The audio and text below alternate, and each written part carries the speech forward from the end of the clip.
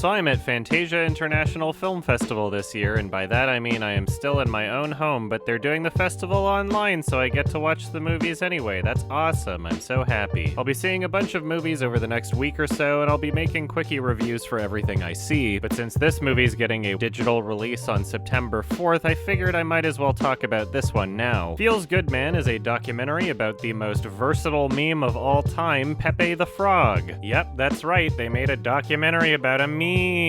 Now, when I saw the trailer for this film, I was immediately met with the impression that it would be kinda lame. Not only was the trailer terribly edited, but it gave me the impression that the film might be overly preachy or out of touch. There are countless films in existence that try to talk about internet culture and just wind up making themselves look stupid in the process. However, I am pleased to say that this film is not one of them. It is a pretty extensive deep dive into the history and legacy of this cartoon frog. It explores many different angles and really gets into the psychology behind what they're talking about. This film interviews many different people, and although sure there are some of them that sometimes overgeneralize or oversimplify parts of the issues, in general this film does a really great job at exploring this topic, and it does so in a very thoughtful and entertaining way. Now, when I judge documentary filmmaking, I am not just rating something based on how well it aligns with my already existing beliefs. Documentaries are films, so it's important to also judge them as an art form, and I gotta say, this is a very well-made documentary. Unlike the trailer, the editing in this documentary is fantastic. It is incredibly humorous and entertaining. It's super well-paced and doesn't feel stretched out at all. The visual aspect of this film is pretty fantastic for a documentary. They created a ton of different animations just for the film, and even though a large amount of the film is talking about internet posts, the way that the accompanying visuals are edited is very professional and well done. The music is engaging and appropriate for most of the film, and the sound design is possibly among the best I've seen for a documentary. There's a lot going on in this film when it comes to the visual presentation, and the sound design complements the visuals in very creative ways throughout the entire movie. The visuals combined with the added sound design makes for a very immersive experience. There are many films that attempt to do this but wind up being just so obnoxious, but somehow this film manages to pull it off flawlessly. The editing in this film has a great sense of humor, and it really adds to the experience. And on top of all that, it is just simply a really great story. This documentary not only serves as a catalog of internet history, but it is also a really great character film. The creator of Pepe the Frog is strange and interesting and in many ways relatable. This documentary isn't just learning about this man, it is feeling his experiences. The emotions in this film are so well communicated. There are parts of this film that are endearing and heartbreaking, and there are other parts that are hilariously absurd. It feels so insane watching a documentary where people are talking about Pepes, normies, and neats. There's a scene in the film where people are at a real physical auction bidding on rare Pepes. One of the people in the film is credited as being a meme lord. There is so much comical absurdity, and this film recognizes and owns it. It is incredibly self-aware, it is thought-provoking, it is entertaining, and it's very well made. This was a surprisingly great documentary, and you should all check it out when it gets a digital release on September 4th. This is so far my favorite film of the year, and I'll definitely be seeing this one again. And I'm giving this one an 8 out of 10.